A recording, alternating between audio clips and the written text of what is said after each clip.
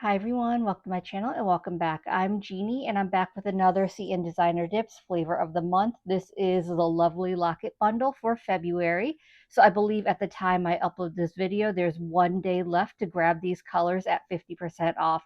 They'll still be available in the shop after February, but they won't be 50% off anymore. But I had to show you, this is my favorite from the bundle, Lucy in the Sky. It looks like broken glass. And then this is the new glitter for the collection, a lovely locket. It's so beautiful, but unfortunately I didn't use it in today's mani.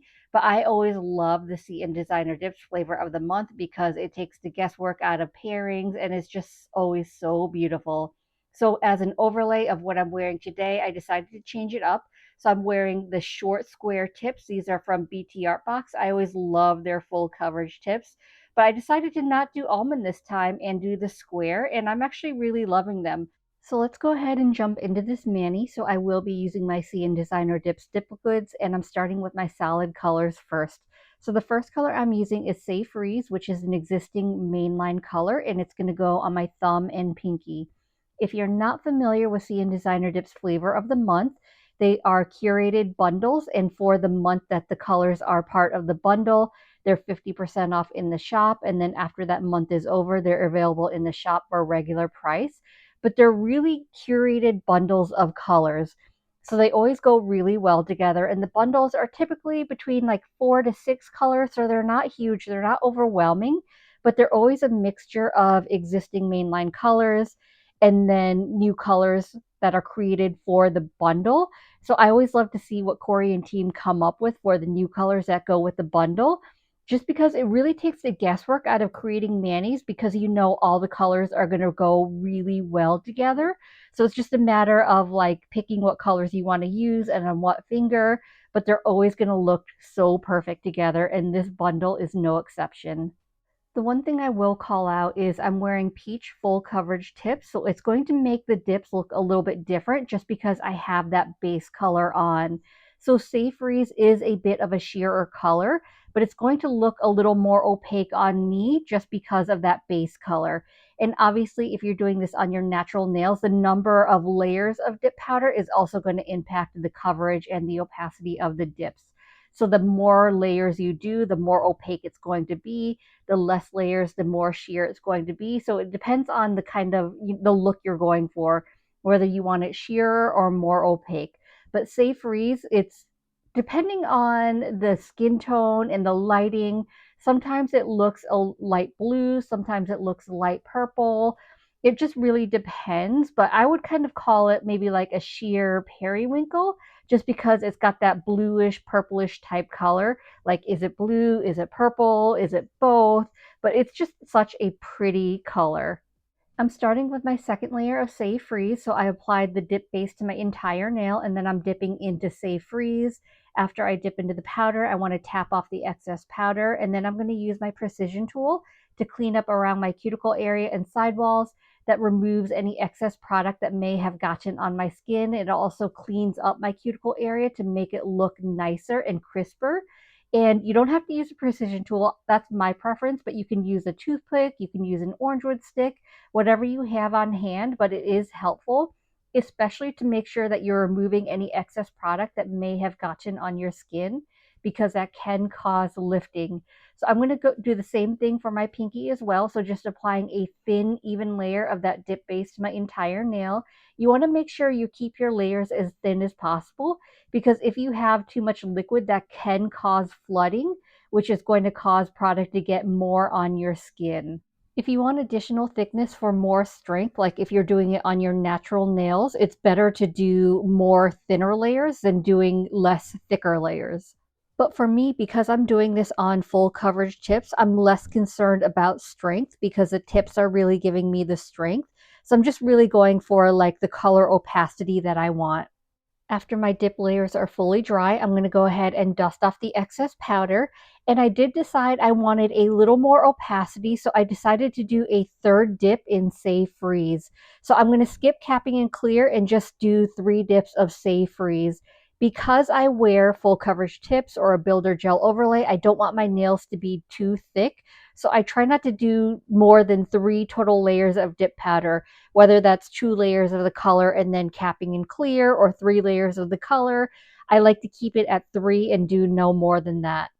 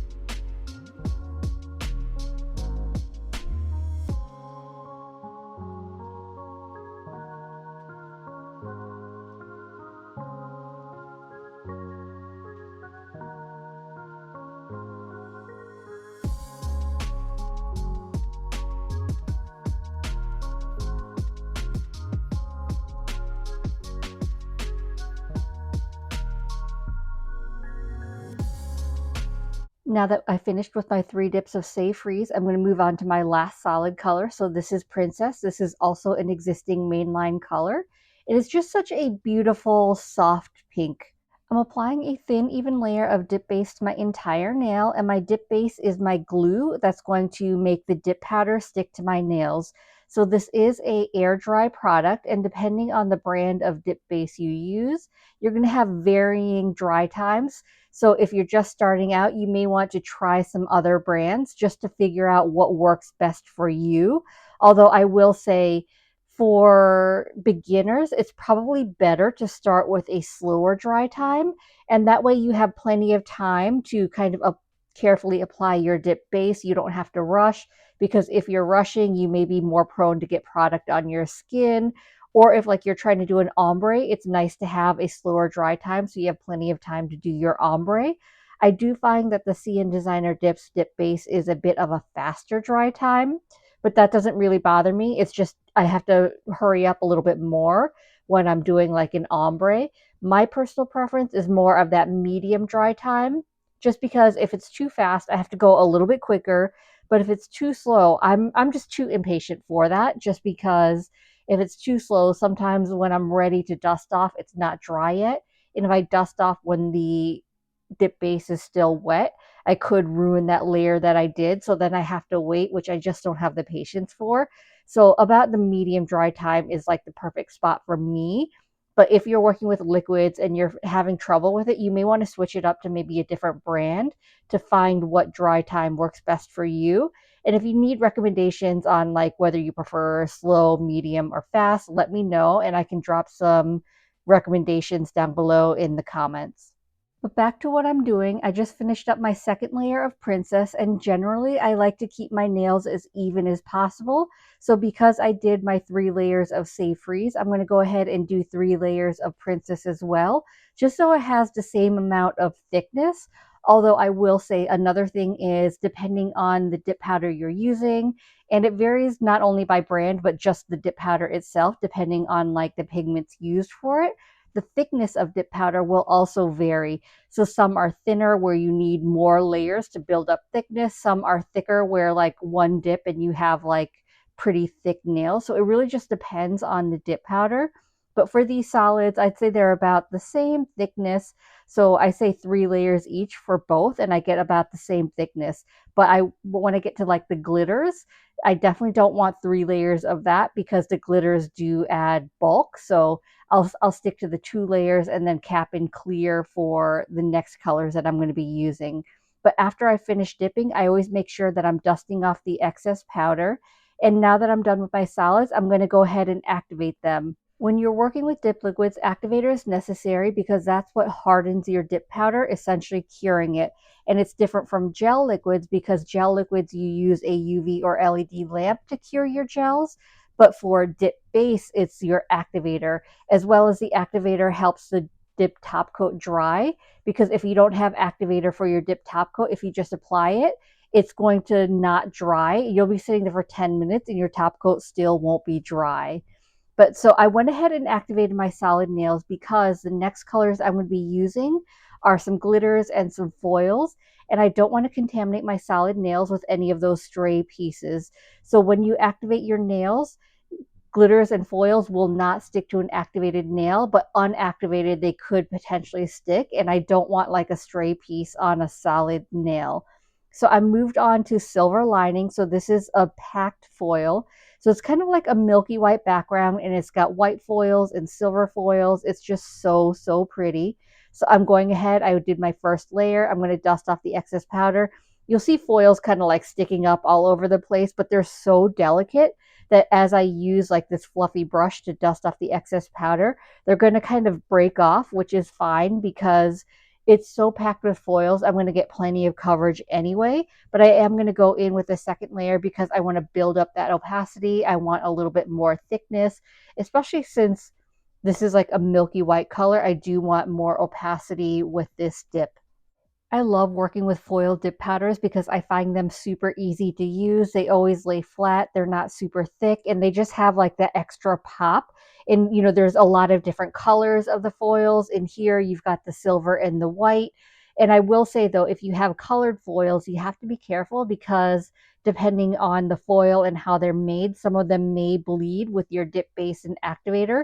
So they look less like foils and you just see like splotches of color, which sometimes it's a really cool effect, but you do have to be careful. But with the white and silver, I don't really have to worry about that. So I went ahead and finished up my second dip. I'm going ahead dusting off the excess powder so you can see how it's looking.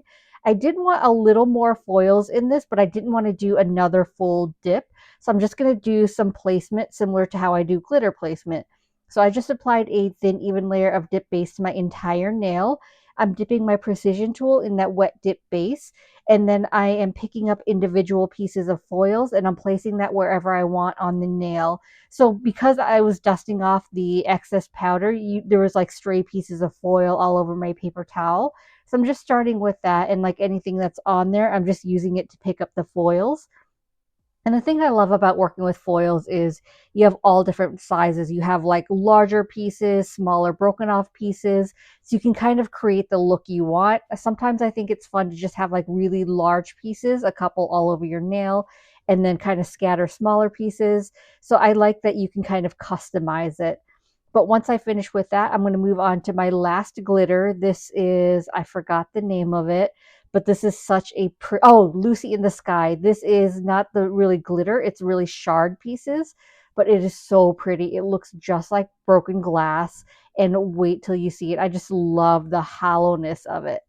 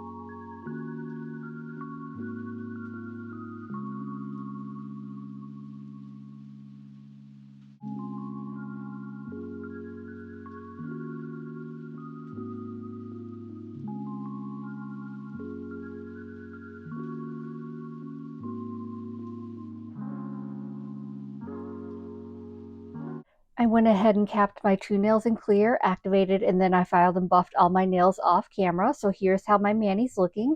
So now we're going to get into my favorite part, which is dip top coat. As I mentioned earlier, your dip top coat does need a layer of activator in order to dry. So I'm just going ahead and applying one thin layer of activator to all my nails. After I apply the activator to my nails, I'm going to wait a full 2 minutes for my activator to dry. I waited a full 2 minutes and now I'm going to go in with my first layer of dip top coat. For my first layer, I'm going to apply it in 2 to 3 swipes on each nail. I want to be fairly quick about it. I don't want to linger the brush and risk contaminating my brush and hardening it. After each nail, I'm wiping my brush on a paper towel. You can use anything lint-free, making sure you're removing any excess activator before returning it to the bottle. Once I'm done with my fifth nail, I'm ready to go in with my second layer of dip top coat. I don't know the science behind it, but in order to get the maximum amount of shine, you do need 2 layers of top coat. So for the second layer, that's when I can take my time. I want to make sure that my nail is fully covered. I can take a couple extra swipes if needed. And I also want to make sure that I'm capping my free edge. I also still wipe my brush on that paper towel in between each nail just to be extra safe.